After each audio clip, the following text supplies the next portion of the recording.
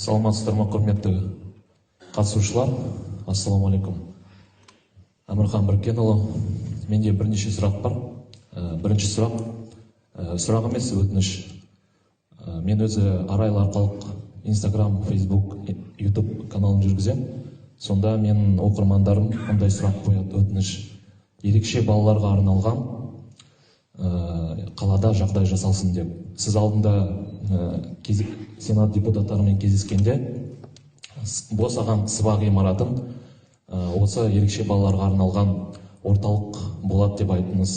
Осы мәселеде жаңағындай ата-ана тарапынан сұрақтар көп. Сондықтан да сізге ұсыныс, осы қаладағы барлық ерекше балаларды тәрбиелеп отқан ата-аналармен кездессеңіз, олардың мұқтаждықтарын естісеңіз, бірлесіп, сосын сол сыбадағы орталықты қалай жасақтау керек, жабдықтау керек, осын барлық бірлесе істесе, мен ойлаймын, сол ата-аналар әкімшілікке, мемлекетке деген көзқарасы өзгереді. Бұл бірінші өтініш. Екінші өтініш, мені мынау жарықтандыру мәселесіне. Қаламыздағы соңғы уақытта, түнгі уақытта жарық өшіріледі. Оған байланысты әкімшіліктің жауабы болды, қаланың бюджеті көтере алмайды деп. Енді осы мәселені келесі 23 жылы облыстық бюджеттен сұрадыңыздар ма? Егер қаланың бюджеті көтермесе, облыстық бюджеттен сұрайық. Бұл дегеніміз адамның өмірі, денсаулығы, ұрлық, тонау, зорлық, осының барлығы түнгі уақытта болады. Сондықтан да ертең ол кісілерге бірден болса, мысалы ЖКХ жауап бермейді ғой, немесе әкімшілік жауап бермейді. Сондықтан да бұл мәселе аса өзекті. Келесі сұрақ, үшінші сұрағым, көлік мәселесі. Бұл енді традиционный деп айтуға болады, дәстүрлі. Бұны қоюға да уже ұяламыз. Дегенмен де оқырмандар қойыңыз дегеннен кейін мен қойып отырмын. Қоғамдық көлік мәселесі қашан шешіледі бізде? Енді әкімшіліктің тарапынан жасалып жатыр, айтып жатсыздар, кәсіпкерлерді іздеп жатырмыз, таба алмай жатырмыз деп. Мүмкін басқа аймақтардан іздеу керек пе екен, басқа жолдары бар ма екен, лизинг беру мәселесі, тағы да басқа мәселесі. Не болмаса, жаңағындай қазіргі қоғамдық көліктің зардабын кішкентай балалар шегуде. Өйткені нақалдан, родинадан қалаға қатынайтын, немесе северден қатынайтын оқушылар барды. Олар кезінде сол мектепке түскен, енді мектебін ауыстырғысы келмейді. Сондықтан да егер қоғамдық көлік мәселесі шешілмесе, онда балаларға арналған автобус ашылса, таңертеңгі уақытта, қараңғы уақытында апарып, жаңағындай осы қауіпсіздік шарасы жүзеге асса. Келесі сұрағым менің міндетті әлеуметтік сақтандыруға байланысты. Кеше ғана YouTube каналында мен жарияладым, көрсеңіздер. Бізде таңдау мүмкіндігі берілу керек емделушілерге. Мысалы, осы отырғанның барлығы адам болғасын ауырады. Пациент болғаннан кейін, барғаннан кейін ол жердегі дәрігерлер таңдау құқығын беру керек. Мінекей, ауруханада бар, ОЗИ, Қостанайда бар, және жаңа ашылған Бақыт клиник дегенде бар. Қандай таңдайсыз? Біз ешқандай лоббирование етпейміз. Қайсысын таңдайсың, барыңыз деп таңдау мүмкіндігі берілу керек. Кеше ғана YouTube-қа түскен видеода сол жеке кәсіпкер сізге үлкен рахметін айтты. Сіздің қолдауыңызбен осы жаңа клиникасын ашыпты. Мемлекеттен 20 миллион кредит алыпты. Мемлекет жасап жатыр, Құдайға шүкір. Енді осы жерде жаңағындай таңдау құқығы берілсе, дәрігерлермен бірлесе отырып жұмыс істесе, емделушілерге тегін жаңағы сақтандырудың ақшасы түседі, олар тегін ОЗИ-ден түседі, жаңағы терапевтерлері бар, басқа дәрігерлері бар. Осыған кішкене қолдау көрсетсеңіздер. Келесі сұрақ, бұл ең көп сұрақтардың бірі Қазақтелеком мәселесі. Қазақтелеком мәселесінде интернет арқылықта өте нашар деңгейде деп көптеген оқырмандар жазады. Өйткені бізде 12 мегапиксельге дейін, оның жақында мен қосылайын деп жатырмын, 8 ғана дейді мегапиксель. Мысалы, салыстырмалы түрде мен Қостанайдағы үйімде 500 мегапиксельге дейін. Қостанайда 500 мегапиксель, мына жерде 12-ге дейін. Разница үлкен ғой. Бірақ бізге управлениеға звондаған кезде, мен басшысына звондап сөйлестік біраз. Ол кезде айтады, интернет бүкіл Қазақстан бойынша, Қостанайда да, Астанада да нашар дейді. Бірақ бізде одан да нашар. Сондықтан да осы Қазақтелекомның басшылығымен әкімшілік бірлесе отырып, осы оптоволокноны өткізу арқылыққа сапасын жақсартуға жұмыс жасалса екен. Ең соңғы өтінішім, Қайырбек көшесіне брусчатка салдыңыздар, былтыр осы мәселені көтерген кезде әкімшілік тарапынан қолдап 27 миллионға жаңа айттыңыз, бірақ жұмыс әлі аяқталмаған сияқты. Егер сіздер қабылдап алсаңыздар, онда қабылдаушы адамдарға үлкен сұрақ. Өйткені строительный мусор жерде жатыр. Анау брусчаткалары құм төселмеген, жай ғана сала салған, жартысы бар, жартысы жоқ. Жаңағындай пешеходтың жаңағындай өтетін жерде коляскамен өтетін орын жоқ. Яғни қалай болса солай салған. Осы мәселені өз бақылауыңызға алсаңыз, қабылдау кезінде қандай бір мәселелері бар. Сосын жаңа Қайырбеков көшесіне тағы да оралайын, өйткені айтады ғой, мемлекеттің, биліктің істеген істері шеткі аймақтардан көрінеді деп. Қайырбеков көшесінде соңғы уақытта сіз көп нәрсе істедіңіз. Сіздің арқаңызда балалар алаңқайы салынды, спорт алаңқайы салынды, одан кейін жаңа тротуар салынды, одан кейін мен сізге өтінішпен теплотрасс арқылы мостик салып бердіңіз, асфальт салып бердіңіз. Үлкен рахмет. Дегенмен де осы 30 жыл ішінде көрмеген шет аймақтарда өте әлі көп мәселе бар. Оның ішінде жаңағы 80 үйдің алдында мынау сымдар шығып тұрған үлкен ескі бетондар. Ертең адамдар бір шалып қуанса, біреу жазым болса, сол жерде үлкен қауіп бар. Сондықтан да келесі 23 жылға брусчатка ма, асфальт па, осыны салып берсеңіз, Қайырбеков 80 көшесіндегі жаңағындай подъезд алды жол, өйткені үлкен мәселе туындайды сол жерде. Сосын Қайырбеков 70-76-80 үйдің тұрғындары қалаға барған кезде, яғни орталыққа қарай жүрген кезде, АТЭК тарапынан, АТЭКтің қасында парковка бар. Сол парковка күзде, жауын шашында, көктемде суға толы болады да, адам өту мүмкін емес. Сондықтан да адамдар жолға шығып кетеді.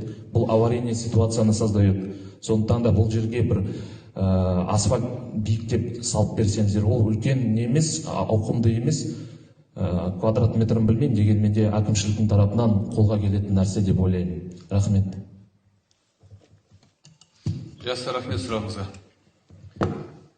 Жаңағы ерекше балалардың арналған бұрынғы сыла ғимаратын біз ұсыныс беріп жатырмыз. Қазіргі таңда соған жұмыс жасайтын мәдігерлерді іздеп жатырмыз. Төлек Қасович, сіздер үлгермеген шығарсыздар ол жұмыс жасап. Микрофон беріңіз.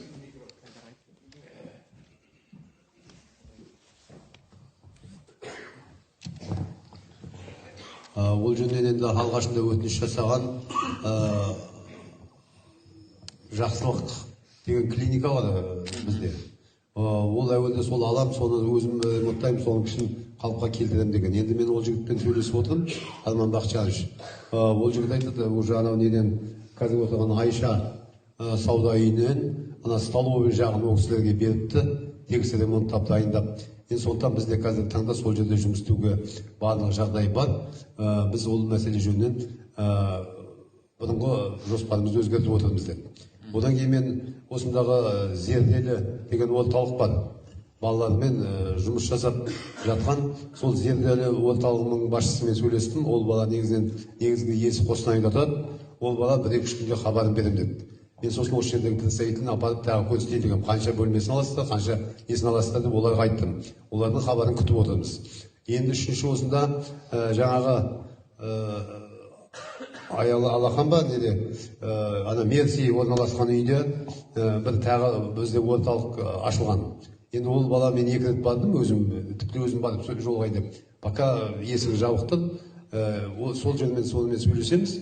Егер ол балаларды көшеміз дейтін болса, онда сол балаларды көшіреміз. Ол балаларды жаңағы сол инклюзивті балалармен жұмыс жасайтын орталық. Жақсы, рахмет. Сол себептен біз қазір солмен айналысатын бір организациялар табылды, предприятияларды, кәсіпкерлерді. Содан кейін жаңағы сыланың зданиесін ұсынамыз. Ремонттап бер десе, ремонттап береміз. Өйткені біз қандай бөлме қанша квадрат метр болу керек екенін білмейміз, ол қазір сразу ремонттай алмаймыз. Сол себептен келісіп алайық. Или өздері ремонттап аламыз, сол анау арендаға жатады дейтін болса, онда жаңағы немізді ұсынамыз, жаңағы сыланың несін, ғимаратын. Ол жұмыс күнделікті қадағалауда жұмыс істелінеді. Енді жаңағы освещение улицы деп жатырмық қой, түнде сөндіреміз деп. Енді облыс тарапынан қазір ақша қарастырылып жатыр 23 жылға. Есептеп көреміз, если сол ақшамыз жететін болса, онда түнгі уақытта қосатын боламыз, бірақ кешеден или бүгінден бастап орталық көшелерде Абай көшесі, Шақшақ Жәнібек көшесі, Әуелбек көшесі, Байтұрсынов көшесі, оларға уже түні бойын қосыңдар деп кеше тапсырма берген болатын. Енді алдағы уақытта да қарастырамыз. Енді өткенде де айттым, енді қайталап айтып отырайын, бірнеше есе ненің киловаттың бағасы құны өсіп кетті. Былтыр 34 теңге болса, қазір 91 теңге. Бюджетке өте нагрузка, хоть облыстық бюджет болсын, хоть қалалық бюджет болса, да все равно ол бюджеттің ақшасы біздің қаражат қой. Сол себептен мен ойлаймын, есептеуге керек деп. Қазір біз 3-тен 6-ға шейін ғана, 3 сағат қана өшіреміз. 3-тен 6-ға шейін. Енді ол уақытта адамдар ұйықтап атады. Тағы да қарастырамыз, енді ақшамыз жететін болса, түні бойын қосатын боламыз басқа көшелерде. Бірақ 4 көше түні бойын қосылатын болады. Автобусный маршрут туралы енді осында Рүстем Асаханович болуға тиіс, сол менен дұрыс жауап береді ғой деп ойлаймын. Саламатсыздар ма, қала тұрғындары, жиналысқа қатысушылар. Жаңағы көлік туралы айтып өтсек, осы июнь айынан бастап мен осы алғам, мойныма осы бір жүйеге қоямын деп. Енді одан кейін біраз уақыт өтті. Автобустар шығардық, көліктер. Адамдар аз, бірақ шыны керек. Көбісі таксиға мініп кетеді. Ешкім пустой жүргісі келмейді, содан осылай болып жатыр шамалы жағдайлар. Енді қазір уақытта 2 автобус тұр бізде. Жүргізетін адам жоқ. 100 мыңнан 150 мыңға зарплата деп айттық. Ешкім келмейді. Арқалыскіден жаңа автобус алып келдік. Осы қалада 1-2 автобус жүр. Олардың өзі күнне, осы жерде водитель бар ма екен? Күнне 2-3 круг айналады, бір-ақ адам дейді. Бәрі тастап кетіп отыр. Сол үшін адамдарға да өзіміз ескертуіміз керек, неге мінбесін таксиларға мінбей Астанапта күтулердің. Келесі жылға енді 3-4 автобус қойдық қазір, планда бар 2023-ке. Если сол болып жатса, онда қайтып маршрутты жаңа автобус істейміз деп айтамыз. Басқа айтарымыз жоқ енді. Жақсы, енді мен толықтырайын. Қазір таңда Рүстем Асаханович несие нетіп жатыр, несиеге алуға құжаттар тапсырды. Енді жаңа жылға шейін үлгермейтін шығар, алады. Осы автобус сатып алғаннан кейін жаңағы бір адам жүрсін, 2 адам жүрсін, маршрутты толықтырғаннан кейін автобустар жіберетін боламыз. Бюджетке субсидия жасауға біз уже ақша облыстық бюджеттен алдық. 32 миллион теңге, соны кірісі мен шығасын шығарып, субсидировать ететін жағдайымыз бар. Енді қазір таңда сол автобустар жіберіп, 2 ай хронометр жасап, сосын жаңағы субсидияның суммасын салып төлейтін жағдайымыз бар. Бюджетте қарастырылған ақша. Жаңағы енді УЗИ-да, Бақыт клиникасында ашылған, енді мен оны поликлиниканың басшысы бар ма сізде? Жауап беріңіздер. Саламатсыздар, қала тұрғындары. Жаңағы УЗИ жөніндегі сұраққа жауап беріп өтсек, бізде поликлиниканың өзінің құрамында УЗИ дәрігері бар, штатымызда. Зарплата алып, айлық алып отырған УЗИ дәрігер, УЗИ медсестрасы бар. Жалпы поликлиникада 350-дің үстінде адам жұмыс істейді. Сол адамдар біз өзіміздің жаңағында поликлиникада көрсетілетін барша медициналық жаңағы обследование тексерулердің барлығына да ең бірінші өз поликлиникамыздағы мамандарға жібереміз. Содан кейін барып қана, егер бір жаңағындай түсініксіз жағдайлар болса, жаңағындай спорный бір вопростар болса, сондай кездерде ғана басқа мекемелерге жолдаймыз. Өйткені әрбір поликлиникадан басқа жаққа жіберілген науқастар үшін поликлиника ай сайын ақша өз несінен аударып отырады. Сондықтан енді бізде өзімізде штаттық құрам толық болғаннан кейін науқастардың өзімізде қаралып, өзімізде емделіп, содан кейін барып қана басқа жаққа барғандары дұрыс. Түсінікті, енді қосымша сізге сұрақ қойын. Жаңағы келген сізге науқас есе айтса, жоқ, мен сіздердің УЗИ-ларыңыз ұнамайды, мен анау жаңағы Бақыт клиникаға барам дейсің болса, онда направление бересіздер ме? Егер түсініксіз жағдай болса ғана. спорный жаңағындай бір ситуациялар болса ғана. Ал егер әрбір науқас маған анда бер, мында бер дегенге біз оны толық олай жібере алмаймыз ғой. Онда поликлиниканың жұмысы ол өзі қарамайды, өзі емдемейді, тек басқа жақтарға ғана жаңағы жолдама берумен ғана шектелу керек сияқты болып тұрады. Сол себептен бізге поликлиникада керек, ол үкіметтің мекемесі. Сол себептен ол қазір жаңа конкурентный среда ғой. Жаңағы бақыт клиника болсын, басқа да не болсын, УЗИ басқа қызмет жасайтындар болатын болса, олар адамдарды тартып алу үшін өздері жұмыс жасау керек. Қазір мына поликлиника направлениеға беріп отыратын болса, онда поликлиника вообще жабылып қалады. Иә, сондай ситуация. Доход болмайды да, нетпейді. Қазір, например, поликлиникадағы жаңағы УЗИда, жаңағы бақыт клиник басқа жерлерде жасалатын жаңағы обследованиелердің барлығы да жасалады. УЗИ скрининг қазір мынау роддомда, Аркалыкская деген больница деді ғой. Ол жерде де әйел адамдарға арналған жаңағы жүктілік кезінде жасалатын міндетті скринингтардың барлық түрлері жасалады. Кольпоскопия деген жаңағы обследование қазір жазып жатқан жаңағы бақыт клиникта, ол да аурухананың дәрігерімен қазір жасалынады, оның бәрі қолға алынып жатыр. Жақсы, Құралбай Қырлович, қосымшаға айтайын деп едіңіз? Саламатсыздар, жиналысқа жиналыс қатысушылар. Бұрындары арқалықта жүкті әйелдердің скрининг жасалмаған, ақылы түрде өткен, қала ішінде және де облысқа жіберіліп отқан. Қазіргі таңда жазғы уақытта біз бір специалисті оқыттық. Кеше ғана тағы да Астана қаласына барып тиянақты тағы да оқу өтіп келді. Бізде эксперт класста УЗИ аппарат бар. Айына 100-ден астам жүкті әйелдерді скрининг өткізіп жатыр. Маман оқыды. Бұл сұрақты Құралбай Қырлович көптен бері көтеріліп келетін сұрақ еді ғой, да? Да, әрине сол. Бұрында скринингте ақылы өткен, қазір тегін поликлиникамен бірге аурухана бірге жұмыс істеп жатырмыз. Енді рахмет.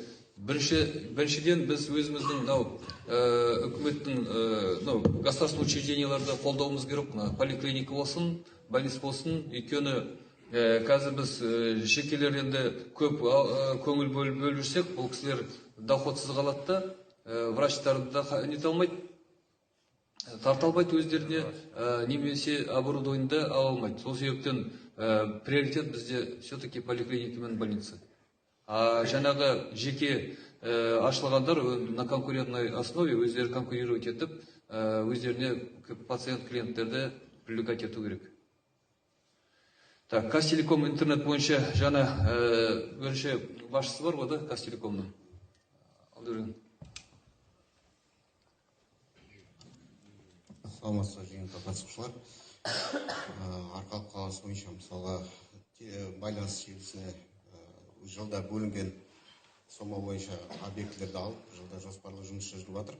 Биылда мысалға осы қала бойынша 5 үйдің кабельдік желілері және магистралдық кабельдері ауыстырылды. Бұл направление Абая көшесі, Абая Байтұрсынова 119-110 сол үй бағыттарда, сосын Маясова көшесі 22-24 кабель үйлердің кабельдік желілері ауыстырылды. Алдағы жылы мысалға жоспарланып отыр, тағы да 2 миллион соманың сыртында материалдар және оның сыртында ЖД вокзалы районында, ол жаққа оптика волокна кабель салынады. Ол уже осы биылдың жазда, 23-тің жазында жоспарланып отыр.